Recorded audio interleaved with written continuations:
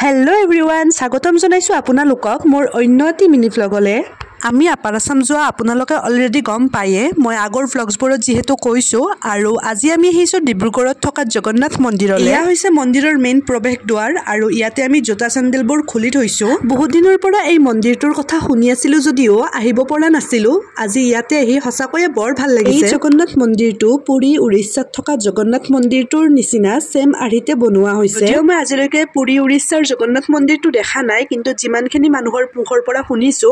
তাৰ বাহিৰত কেৱল সাগৰ আছে আৰু ইয়াতে সাগৰখনি নাই সেইখিনিয়ে ডিফাৰেন্স বুলি মানুহে কয় সাকয়ে ইয়াৰ পৰিবেশ বহুতেই ভাল লগা ইয়াত বেছিকৈ মানুহে ইভিনিং আহে যেহেতু ইভিনিং মানে লাইট দিয়া হয় গতিকে বেছিয়ে ভাল লাগে মন্দিৰৰ পৰিবেশটো আৰু ইয়াতে টোটেল সাগে 6টা মন্দিৰ আছে মন্দিৰটো 2014 চনত এস্টাব্লিশ কৰা হৈছে বুলি শুনিছো আমি গৈ পায়ে গটেকিটা মন্দিৰ দৰ্শন কৰিলো লগতে ফটো উঠিলো হসাকয়ে মই আৰু এবাৰ কম ইমান ধুনিয়া মন্দিৰটো ইমান ধুনিয়া পৰিবেশ আৰু অসমত এনেকুৱা এটা মন্দিৰ থকাটো আমাৰ বাবে অতিকৈ গৌৰৱৰ কথা আজিলৈ ইমানেই লগ পাম মোৰ নেক্সট ভিডিঅ'ত বাই বাই